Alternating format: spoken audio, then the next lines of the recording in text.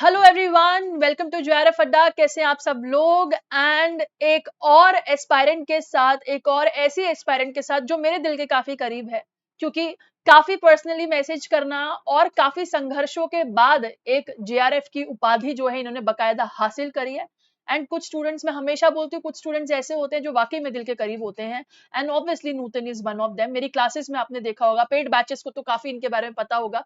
And मतलब एक होता है ना कि अगर आपको किसी स्टूडेंट को सिर्फ इतना बोलना है कि नूतन ये आंसर गलत है बेटा, देखना है इसको, तो वापस जाकर मुझे पक्का पता है कि वो ट्रस्ट नूतन का मुझे इतना था कि नूतन पक्का उसने जाकर वो सारी चीजें वापस क्लियर करी है और देखी है। एंड वही शायद वही एक चीज है जिसकी वजह से आज ये JRF qualifier. And congratulations to Nutan, and thank you so much मुझे प्राउड मोमेंट देने के लिए। मैं बोलती हूँ ना कि मैं अपनी तारीफ नहीं करती, मैं कंट्रोवर्शियल वीडियो नहीं बनाती, पर मेरा रिजल्ट बोलता है कि एक्चुअली में मैं क्या हूँ। एंड पेड बैच, काफी बच्चे बोलते हैं मैम आपके पेड बैच से कौन है, आपके पेड बैच से कौन है। मेरे पेड बैच से एक बताने लायक कहानी है मेरे पास, जिसका नाम नूतन है। And Nutan, welcome to JRF Adda now as a JRF holder. And सबसे पहले तो बात करना चाहूंगी कि ख्याल कैसा है कि यूजीसी नेट करना चाहिए, how it came into your mind कि let's go for UGC NET. Ma'am बहुत रैंडम ख्याल था। एक्चुअली ऐसे तो मेरे बहुत सारे कलीग्स हैं जो मुझे बोलते रहते थे कि ऐसी एग्जाम होती है यूजी नेट करके, अगर ये कर लो तो आप असिस्टेंट प्रोफेसर के लिए एलिजिबल हो।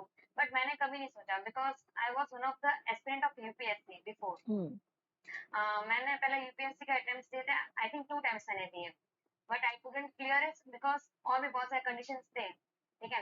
Then I thought of giving, means मेरा है ना एक और था यूपीएससी के साथ, मुझे टीचिंग का मुझे अलग से बचपन से था कि मैं टीचिंग में जाऊँ, ठीक है। फिर मैं कभी ऐसे देखी थी भाई इतने लोग बोल रहे असिस्टेंट प्रोफेसर की कोई एग्जाम होती है जिसमें, तो I should search out what is this.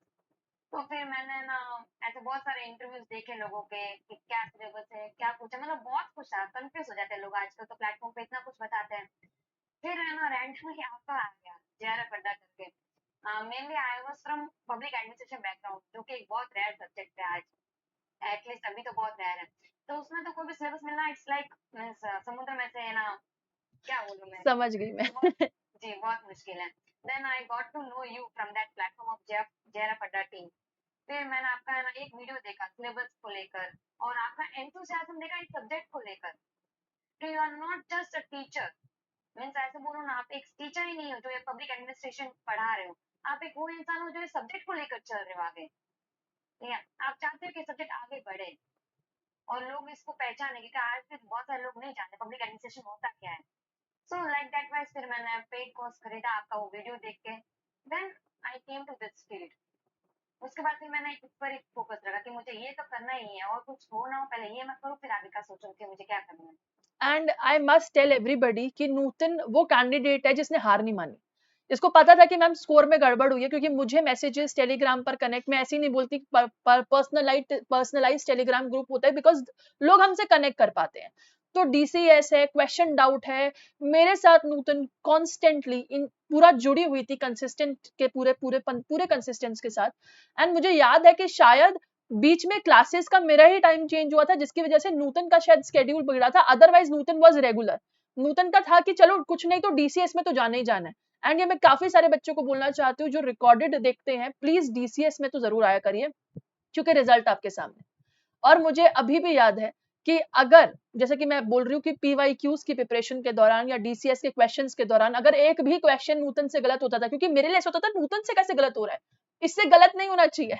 और जब इनसे कोई भी क्वेश्चन गलत होता था तो मैं इनको बस इतना बोलती थी कि नूतन ये नहीं होना चाहिए, प्लीज इसको रिव्यू करो। एंड वो मुझे अभी भी याद है कि मुझे पक्का पता है कि उस अटेम्प्ट या फिर उस क्वेश्चन को नूतन ने डेफिनेटली रिव्यू करा होगा, क्योंकि एक एक विश्वास हो जाता है आपको। मैं हमेशा बोलती हूँ कि ये टीचर और स्टूडेंट का ना ये पेड कोर्स नहीं है, ये एक विश्वास है, ये ट्रस्ट है, ये एक वो रिलेशन है जो आप आगे तक लेकर जाओगे। एंड आई एम श्योर, मुझे पता है कि आज मेरा अगर दिल भर रहा है मेरे स्टूडेंट से मिलने के लिए या मेरे कैंडिडेट्स को देखने के लिए, वो इसलिए क्योंकि मैंने मेहनत करी है। And same goes for them कि उन्होंने ट्रस्ट किया है मुझ पर। मुझे पता था कि वो एकमात्र सहारा, जैसा कि अभी नूतन बोल रहे थे कि समुद्र में से कोई चीज निकालने के बराबर, क्योंकि मेरे लिए भी उस टाइम पर कोई नहीं था, एंड जो थे उस टाइम पर उनके लिए तो ऑब्वियसली बहुत वैल्यू है, बहुत मैं इज्जत करती हूँ। बट हाँ, एक होता है ना कि यार किसको लुकअप करें, अब आगे कैसे जाए। And it's not only for JRF, सिर्फ JRF नहीं, मेरी कोशिश ये है कि एटलीस्ट आपको उस पायदान तक खड़े करके जाएं जहां पर उसके बाद आप अपना देख सकते हो, वही मेरी कोशिश है। एंड एनी विच वेज नूतन, मैं ये जरूर पूछूंगी, पेपर 2 के ऊपर मैं बाद में आऊंगी। अभी बात करते हैं पेपर 1 के लिए क्या स्ट्रैटेजीज रही, कैसे पेपर 1 इस अटेम्प्ट में वर्कआउट हुआ, इसके ऊपर बात करते हैं। मैम पेपर 1 का बहुत बड़ा हाथ रहा है एक्चुअली, बिकॉज हम लोग सोचते हैं कि पेपर 2 हमारा स्ट्रॉन्ग है तो पेपर 1 नहीं होगा तो भी चलेगा, बट इट्स नॉट दैट। या पेपर 1 50% पेपर 1 का हाथ रहता ही है। भले हम पेपर 2 कितना भी स्ट्रॉन्ग हो, आप नेट क्लियर कर सकते हैं, बट आप JRF बिना पेपर 1 क्लियर कर ही नहीं सकते। अगर आपको JRF चाहिए तो पेपर 1 पर भी उतना ही फोकस करना पड़ेगा आपको जितना पेपर 2 पे करते हो। तो मेरा स्ट्रेटेजी ऐसे क्लियर थी, लाइक मुझे दिन में ना आधा दिन पेपर 1 को देना है, आधा दिन पेपर 2 को देना है। आई वाज लाइक कि मॉर्निंग में ज्यादा फ्रेश होते तो मॉर्निंग में देती थी पेपर 2 को, और फिर रात को मैं पेपर 1 को टाइम दे देती थी। और मेरा ऐसा शेड्यूल बना हुआ था लाइक कि मुझे हर हफ्ते एक हफ्ता, मतलब है ना, एक यूनिट मुझे कंप्लीट करना है। एक हफ्ता एक यूनिट करना है, फिर नेक्स्ट हफ्ते दूसरा यूनिट तो मुझे चालू करना ही है, बट जो मैंने पढ़ा है ना उसका मुझे रिविजन प्लस टेस्ट देना है। Correct like correct. Previous unit का वो मैं भूल ना जाऊँ, बिकॉज हम लोग भूल जाते हैं आगे जो पढ़ते हैं वो। तो मैं जो सेकंड यूनिट स्टार्ट कर रही हूँ उससे पहले मुझे फर्स्ट यूनिट का वो टेस्ट देना है और मुझे उसका रिवाइज करना है, ताकि मेरा दोनों चलता रहे साथ साथ।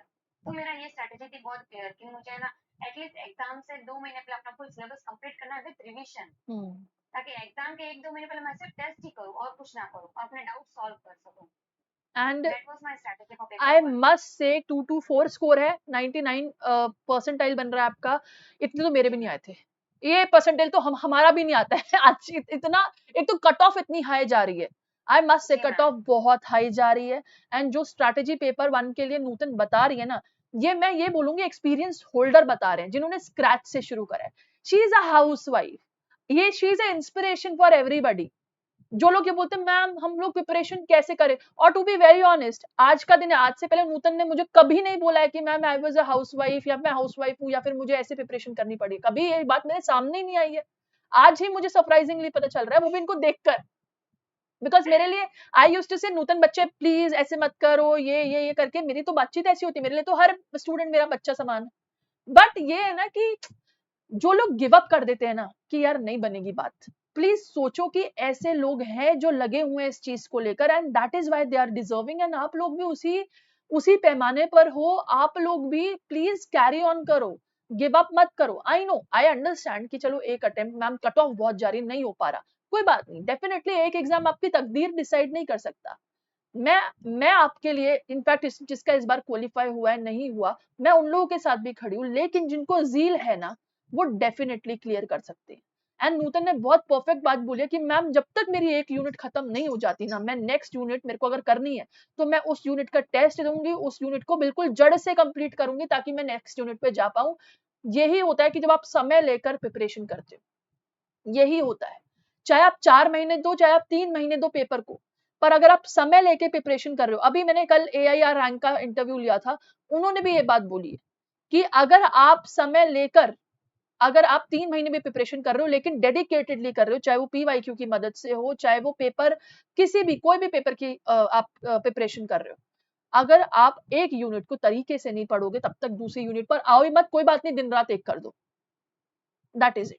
नूतन, coming back to the papers, मुझे एक बात बताओ, PYQ का रोल कितना बड़ा था, PYQ मैम कितना इस बार मैं सिग्निफिकेंस रहा देखूँ आपकी तो मतलब प्रिपरेशन में। बहुत चेंजेस हुए पेपर्स में। अगर हम लोग लास्ट ईयर के पेपर ऐसे एनालाइज करें तो पहले पीवाईक्यूज का बहुत वेटेज था। अभी देखें ना तो वो लोग स्ट्रेट में पीवाईक्यूज नहीं पूछते, they ask concepts from the but PYQs. Still public administration में डायरेक्ट PYQs देखने को मिले। हाँ मैम, पेपर बट वन ये भी में मैं पेपर बोलूँ, वन में तो चेंजेस थे डेफिनेटली, आप लोग उससे यस मूवी मैम, आई पूछी एम जा गॉइंग रही फॉर है। पेपर 1। पेपर यस वन में तो मूवीज पूछ रहे हैं यार, और क्या लेंगे ये लोग, मतलब बॉक्स ऑफिस का कलेक्शन कौन पूछ सकता है। नूतन मुझे मैसेज कर रही है, मैम एक बात बताओ, ये कौन पूछ रहा है, ये बॉक्स ऑफिस कौन पूछता है। एंड आई वाज लाइक यार बात तो सही है, ये कौन ही पूछता है।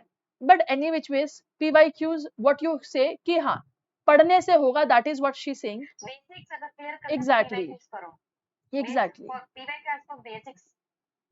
बिल्कुल तो बिल्कुल बिल्कुल। कॉन्फिडेंस आएगा तो वो पीवाईक्यू से आएगा आपको, कि आप एग्जाम देने, हाँ मैं कॉन्फिडेंट हूँ कि पीवाईक्यू कर सके, तो मतलब आपको कॉन्फिडेंस अपना आप आ जाता है। तो पीवाईक्यू आपको एक concept building and for confidence building. बिल्कुल That's all. और फिर हम लोग आगे जाए तो मॉक टेस्ट ऑब्वियसली बिल्कुल पीवाईक्यूज में फिर मॉक टेस्ट हमको करना ही पड़ेगा, ठीक है, that is the second step to go ahead.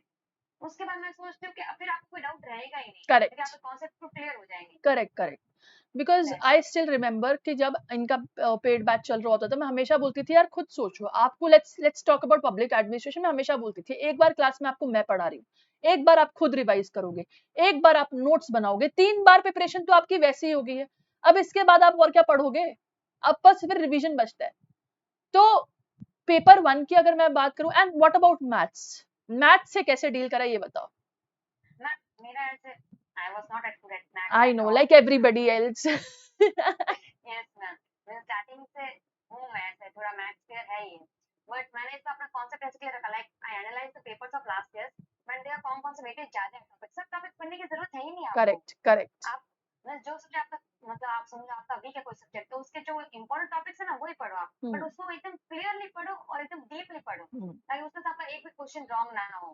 तो मेरा ऐसे क्लियर था कि मैं मैथ्स में ना मतलब 3-4 ऐसे टॉपिक्स है जो पढ़ के जाना ही है, average, profit and loss, percentage, time speed and distance, this 4 means you have to do and one more time work, that is the one। तो बस ये मेरे 5 क्लियर थे कि मुझे ये 5 करना और कुछ मैं नहीं करूँ तो भी चलेगा, बिकॉज बाकी सब्जेक्ट्स में तो है ना, मेरे बाकी सब्जेक्ट बहुत अच्छे थे, तो मैंने इनमें से 5 टॉपिक्स को वेटेज दिया बस। और ऑब्वियसली डेटा इंटरप्रिटेशन तो भी भूल नहीं सकते वो तो करना ही है, तो डेटा इंटरप्रिटेशन तो मेरा रोज का एक क्वेश्चन, अगर मैं रोज नहीं कर पाऊँ तो अगले दिन 2 क्वेश्चन करना ही है, तो मेरा ऐसा था कि मैं बहुत अच्छी बात बोली है।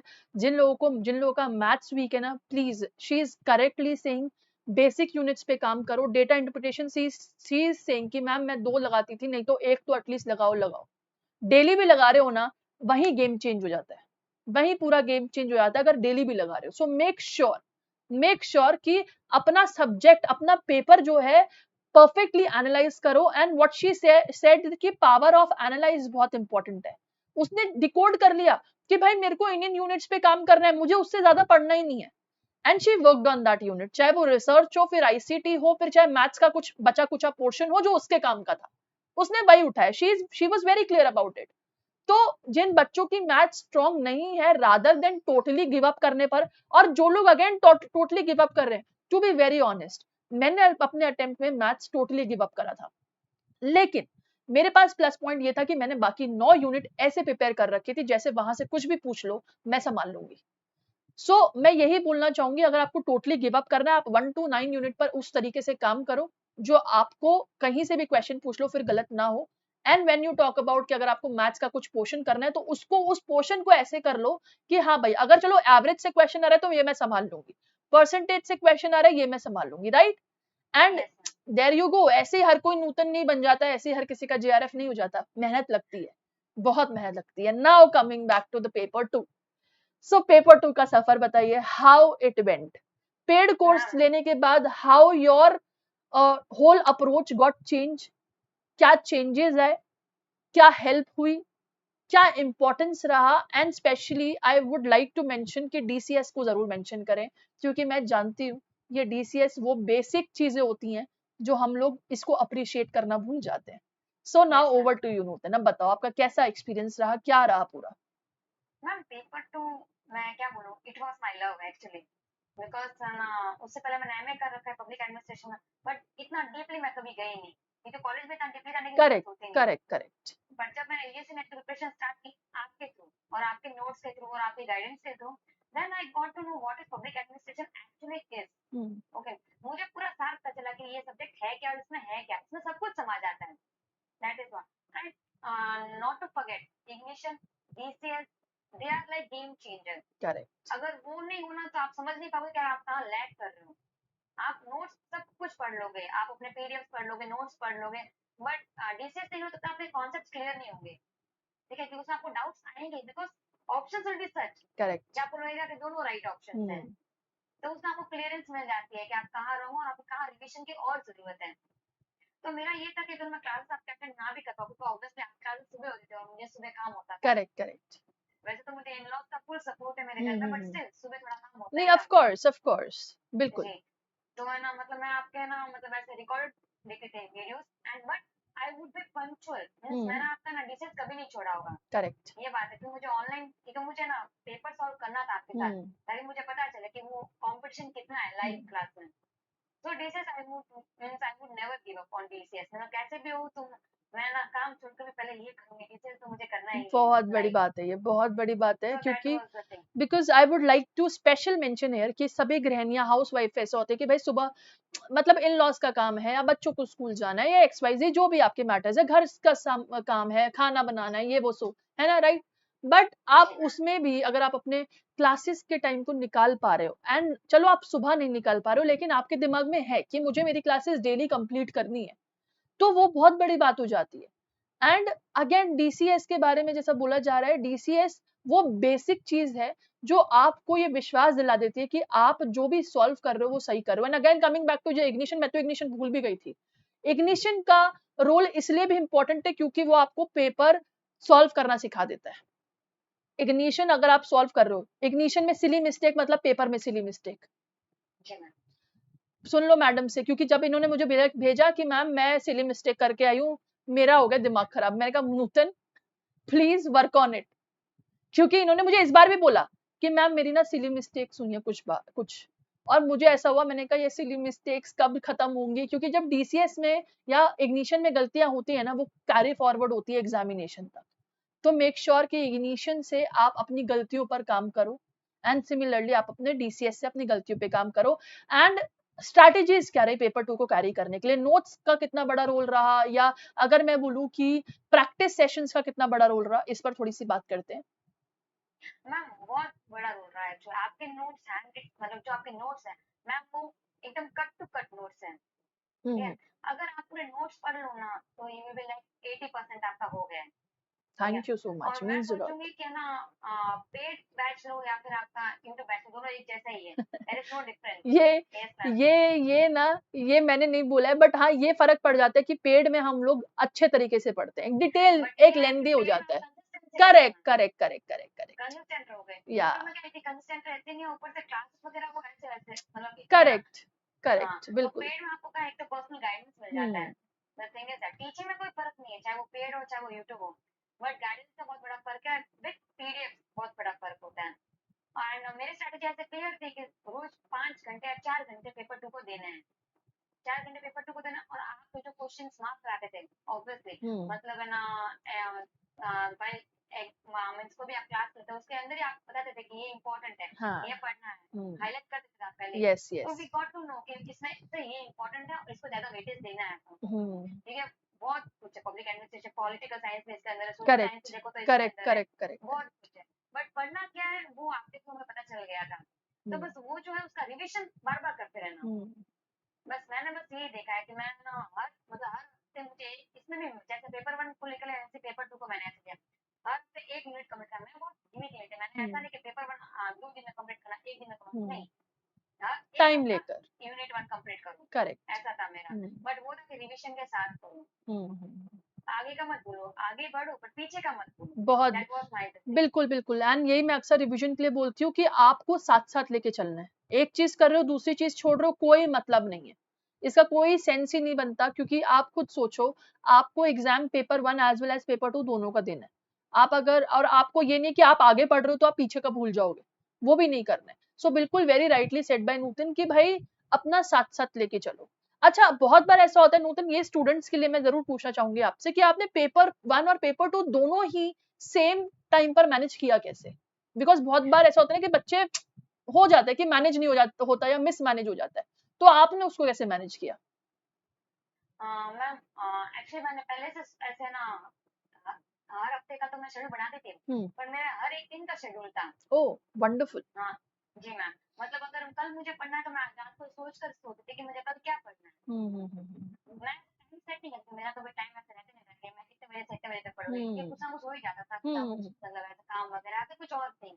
तो मेरा ये था कि इस दिन एक दिन में मुझे इतना पढ़ना है, चाहे मैं कभी भी पढ़ूं, बट मुझे इतने घंटे पढ़ना ही है और इतने घंटे में ये कंप्लीट करना है। That was the thing. मेरा ये था कि पेपर 2 में जो मैंने सोचा है वो कंप्लीट करके फिर मैं पेपर 1 पे जाऊं, चाहे मुझे उसके लिए कितना भी टाइम लगे। करेक्ट। तो मेरा ये था। एंड द थिंग इज हम लोग बोलते ना कि नहीं हो पाता, नहीं होता ना, स्टार्टिंग स्टार्टिंग में बिल्कुल नहीं नहीं, हो जो पाता। फर्स्ट टाइम अटेम्प्ट करते ना उनसे होता ही नहीं नहीं है, बिकॉज पेपर 2 भी नया होता है, पेपर 1 भी नया होता है, ठीक है। पर मैं कहना चाहूंगी आप है ना रस मत करो, सब कुछ मत पढ़ो, बस जो पढ़ रहे हो वो अच्छे से पढ़ो। Correct correct correct. So that will be your मतलब गेम चेंजर, कि आप जो पढ़ रहे हो वो एकदम डीपली पढ़ो, एकदम एनालाइज करके पढ़ो। तो मेरा ये था, मैंने पेपर 1 और पेपर 2 को दोनों को सेम वेटेज ही दिया था, आधा दिन। और एक बार ऊपर से मैंने ये भी सोच के रखा था कि पेपर 1 में मैंने ना 8 यूनिट्स अपने पक्के किए थे। ओके। 2 यूनिट्स आपको पता है, मैथमेटिकल रीजनिंग और एक कम्युनिकेशन, जो कुछ भी पूछ कुछ सकते भी हो पूछ लोग, जैसे सकते कि हैं। उन्होंने एक बार पूछा ट्रू इंग्लिश ट्रू को ट्रू लेकर। ट्रू। तो ये तो मैंने बहुत कम वेटेज दिया इनको। बाकी 8 यूनिट्स को मैंने ऐसे वेटेज देता कि इसमें से कुछ भी है तो मुझे छोड़ना है ही नहीं। और पेपर 2 का तो मैंने एक भी यूनिट नहीं छोड़ा है, because I want to do GRF, मुझे जीआरएफ करना था, सिर्फ नेट से नहीं काम चलने वाला। तो मैंने हर यूनिट किया, चाहे वो है ना सोशल सर्विस को लेके हो, चाहे वो डिजास्टर मैनेजमेंट को लेके हो, मैंने हर एक यूनिट कवर किया, जैसे कि गाइडेंस दिया आपने वैसे। सो आई वाज लाइक श्योर कि मुझे है ना अपने पेपर 1 और पेपर 2 में कोई डिस्टिंग्विश करना ही नहीं है। बट हाँ, जैसे जैसे एग्जाम पास आते गए फिर मैंने पेपर 1 का थोड़ा वेटेज कम किया, पेपर 2 को ज्यादा दिया, बिकॉज 15-20 डेज ही बचे थे। हाँ तो करेक्ट। मुझे अपना पेपर 2 को और ज्यादा बैलेंस करना पड़ा, ठीक है। मेरा पेपर 1 में मुझे कॉन्फिडेंट हो गया था कि मेरा हो जाएगा, एटलीस्ट 35 तो आ ही जाए, 35 तो मेरा करंट हो ही जाएगा, बस उतने काफी है। But I have to get about 17 paper 2, that was, तो मैंने ऐसे मैनेज किया। नहीं बट बहुत बहुत प्राउड होता है जब बच्चे अपनी स्ट्रेटजीज को डिस्कस करते हैं एंड बच्चे जब ब्लाइंडली ट्रस्ट करते हैं और ये बात बोलते हैं मैम एज यू गाइडेड, आपके इस चीज की वजह से ये एड वैल्यू हुआ और ये एग्जाम क्रैक हो पाया। अगेन मैं ये बोलती हूँ कि मेरे पास कम बच्चे हैं लेकिन मेरे अपने बच्चे हैं, मुझे इतना पता है एंड मेरे लिए वो बच्चे गेम चेंजर है क्योंकि मैंने अपनी सच्ची निष्ठा से पढ़ा है और मुझे पता है वो भी मेहनत करके अपनी सच्ची निष्ठा से रिजल्ट ले आएंगे। Final call, what is a plan for future Nutan? अब और क्या, अब आगे क्या? अब चलो कर लिया क्रैक, अब आगे क्या? जी मैम, अभी जैसे कि मैंने पहले से सोच के रखा था कि अगर मतलब मेरा नेट क्लियर हो जाता है ना, आई will go for assistant professor with PhD, मुझे पीएचडी करनी ही थी। तो अभी जैसे मेरा जेआरएफ क्लियर हो गया तो आई थिंक मेरा एक पार्ट क्लियर हो गया है। तो मुझे अभी है ना, अभी मुझे है ना प्रपोजल पे अपना ध्यान, वैसे तो मेरा थोड़ा मुझे ऐसे है आइडिया प्रपोजल को लेकर, बट अभी तक मेरा फुल क्लियर कॉन्सेप्ट हुआ नहीं है। So I would work on my proposal first. तो मेरा पहले तो ये, फिर then I will go for university. मुझे कुछ ऐसे 2-3 यूनिवर्सिटीज मुझे पता है, और मुझे और यूनिवर्सिटी देखनी है अपने, क्योंकि जोधपुर में या जयपुर में मुझे देखने को भी यूनिवर्सिटीज हो, यहाँ पर पब्लिक एडमिनिस्ट्रेशन को लेकर कोई ऐसे प्रोफेसर हो जो कि मुझे गाइड कर सके उसको लेकर। अभी मेरा मेन मोटिव यही है। And then I would go for any vacancy, अगर असिस्टेंट प्रोफेसर की वैकेंसी है तो मुझे इंटरव्यू के लिए जाना है, मेनली फॉर माय एक्सपीरियंस कि होता क्या है। नहीं बिल्कुल सही बात है, बिल्कुल सही बात है। इनफैक्ट जो लोग पीएचडी ओनली भी क्वालिफाई करके बैठे हैं ना, go for the PhD interviews, जाकर देखो तो सही क्या होता है ना। सब बच्चों को जाकर देखना चाहिए कि एग्जैक्टली इंटरव्यू में हो क्या रहा है, भाई पूछा क्या जा रहा है, क्यों इतना बोल रहे हैं कि भाई पीएचडी के इंटरव्यूज ऐसे होते हैं। सो मेक श्योर आप लोग उस चीज पर काम करेंगे। एंड नूतन एक ऐसी टिप बताओ जो आपको लगता है कि एक ऐसा फैक्टर होता है कि एग्जामिनेशन में ये टिप आपके लिए बड़ी काम करी, आपकी प्रिपरेशन के दौरान ये टिप आपके काम करी। तो ऐसी कोई टिप अगर आप अपने यंग एस्पायरेंट्स को, जो अब आने वाले एस्पायरेंट्स हैं, जो अब आपकी गद्दी आगे संभालने वाले हैं, उनको क्या बोलना चाहेंगे? आई वुड जस्ट से, सब लोग कहते हैं और आई थिंक यही सबसे बड़ा मतलब एक मोटिवेटिंग फैक्टर है, कंसिस्टेंसी। मतलब कोई मना नहीं बोल सकता, क्योंकि ये तो चाहिए ही है, consistency plus obviously family support, वो प्लस टीम सपोर्ट। लेकिन फैमिली तो हमेशा रहेगी, correct correct correct. Mother in law, father in law, sister in law, husband बहुत जन है, बट ये देखो कि आपने कितना त्याग किया इसके लिए। आप पीछे देखो ना, आपने इतने साल आप पढ़ते आ रहे हो, अभी भी आप करने हो, तो फिर ये आपको बोल रहा है कि अभी छोड़ने का है ही नहीं और आगे पढ़ो। तो कंसिस्टेंसी रहो। बहुत सारे बैकवर्ड ऑब्वियसली आते हैं, मेरे भी बहुत सारे आए, like you will be demotivated sometimes, why to read, but मत सोचो, आप सोचो ना आपने कितना त्याग किया, आपने क्या क्या छोड़ा इस चीज के लिए। Correct correct correct. बस वो लेके चलो और कंसिस्टेंट रहो, अपने साथ ट्रूथफुल रहो, खुश रहो हमेशा कि तुम्हें पढ़ाई कर रहे हो। जिस दिन तुम्हें लगेगा ना कि तुम लोग खुश नहीं हो तो छोड़ दो, फिर मतलब ही नहीं है। बिल्कुल तुम्हारा सेल्फ सेटिस्फाइड अगर हो गए ना खुद की प्रिपरेशन को लेकर, तो कोई तुम्हें रोक ही नहीं सकता। I can say definitely that. बिल्कुल, बहुत बहुत अच्छी बात बोल रहे हैं Nutan. I would like to add on to this, because मुझे ऐसा लग रहा है मेरी क्लास की बातें मुझे रिपीट करी जा रही है क्योंकि मैं हमेशा क्लास में अपने एक बात बोलती हूँ कि बेटा ये चीज याद रखो कि आप रोज सुबह एक गोल के साथ उठ रहे हो। दुनिया में ऐसे भी लोग हैं जिनके पास कोई गोल ही नहीं है।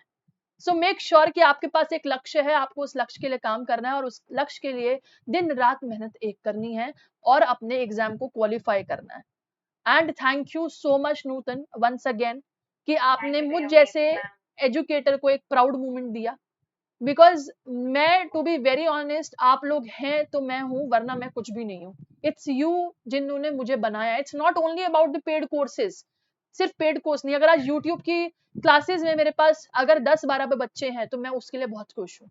50 बच्चे, मैं उसके लिए भी बहुत खुश हूँ। तो मेरे लिए वो खुशी है ना, वो खुशी आप लोग हैं, which is again important for me. And God bless you, best wishes to you. आपके परिवार को बहुत शुभकामनाएं, जिन्होंने आपको एक सपोर्ट दिया है, एक ऐसा सपोर्ट दिया है कि आपको लगा कि नहीं यार, उनके लिए तो एटलीस्ट क्वालिफाई करते हैं। एंड अगेन इट्स अ और वेरी आपका गुड सपोर्ट थिंग। तो मैं बोल नहीं सकती कि आपने पर्सनली मतलब इतना अटैचमेंट रहे हो ना, मतलब इतने बिल्कुल, अटैच हुए मुझसे बिल्कुल, कि मतलब है ना, भले आपने डांटा हो ना तो भी मुझे ऐसे बिल्कुल। मोटिवेटिंग लगा है कि मैं मैम ने डांटा है तो आगे और इम्प्रूव करना ही है। इवन फॉर पेपर वन ज्यादा पढ़ा team Ayushi ma'am, Juhi ma'am, Aditi ma'am, obviously for research nobody else can do that much. या so obviously family support plus आपका सपोर्ट मैम बहुत मीन्स अ लॉट, अच्छा है। Means a lot. एंड डांटना वाली तो बात मेरे लिए बिल्कुल मेंशन होती है। मैं हमेशा बोलती हूँ, चाहे डांट खाओ, मुझे अपना दुश्मन बना लो, बट एग्जाम क्वालिफाई करो। I want everybody to get success in this exam. And वही हुआ। मैं बहुत खुश हूँ भाई। आज लोग बोलते हैं ना मैम आपके पेड बैच ने क्या किया, मेरे पेड बैच ने ये किया है। मेरा एक ऐसा स्टूडेंट मेरे सामने है जिसके लिए मैं बेहद खुश हूँ, और बहुत खुश हूँ। एंड मैं अपनी चर्चाएं, अपनी बड़ाइयां इस तरीके से नहीं करती हूँ, लेकिन जब मेरा रिजल्ट आता है तब मेरी बड़ाइयां निकलती हैं। एंड इतना तो बनता है, इतना तो हम लोग का बनता है यार, रेयर है, इतना तो हम लोग का बनता है। And thank you so much Nutan, अपना टाइम देने के लिए। अब तो अपॉइंटमेंट लेनी पड़ेगी DJRF से। एंड ऑल्सो अगर आप लोग चाहते हैं पब्लिक एडमिनिस्ट्रेशन से जुड़ना, तो बिल्कुल आप लोग पेड बैचेस ज्वाइन कर सकते हैं। इंपॉर्टेंट चीज ये है कि पब्लिक एडमिनिस्ट्रेशन का बैच इस वक्त आपके लिए चल रहा है JRF अड्डा पर, जिसको आप देख सकते हैं, जिसको आप इस वक्त देख सकते हैं। एंड ऑल्सो अगर मैं आपको बात बोलूं कि दिसंबर 2025 बैच के लिए आपके लिए 20% का डिस्काउंट ऑफर भी चल रहा है। एंड 2 दिन का रिसर्च प्रपोजल का गाइडेंस भी आपके लिए 23rd और 24th को लाया जा रहा है। लिंक आपको डिस्क्रिप्शन में मिल जाएंगे, इसको आप देख सकते हैं। Till then bye bye, take care, thank you so much for watching, and thank you Nutan for joining us. आप सभी लोगों से मिलती हूँ मैं अगले सेशन में। All the best, bye bye, take care, thank you so much.